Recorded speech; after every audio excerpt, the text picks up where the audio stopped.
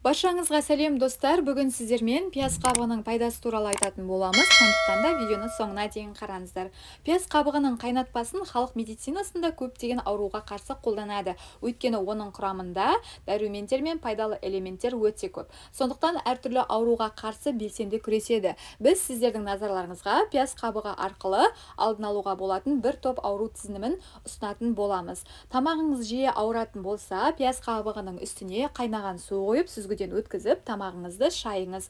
Тұмауға тап болсаңыз, қайнап жатқан суға 4 ас қасық ұнтақталған пияз қабығын сеуіп, 3-5 минут аралығында ыстық буымен дем алыңыз. Қатты жөтелетін болсаңыз, 2 стақан суға 2 ас қасық пияз қабығын салып, 15 минут қайнатыңыз және де міндетті түрде сүзгіден өткізіңіз. Күніне 3 рет тамақ ішерден жарты сағат бұрын 4-тен 1 бөлігін стақаннан тұтыныңыз.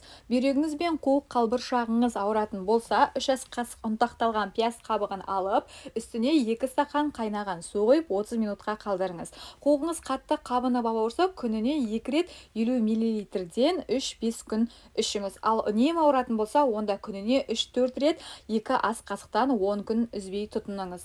Тамыр аурулары мазаңызды алатын болса, 2 ас қасық ұнтақталған пияз қабығына 100 мл қайнаған су қойып 7 күн күтініңіз.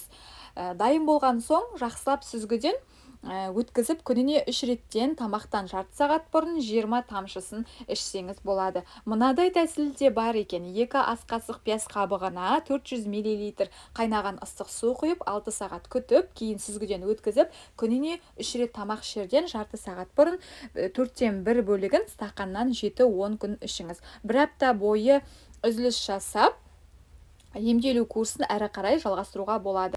Денсаулық ең басты байлық екен, естен шығармайық достар. Ешқашанда ауырмаңыздар, дендеріңіз сау болсын. Келесі видеода жүздескенше аман сау болыңыздар.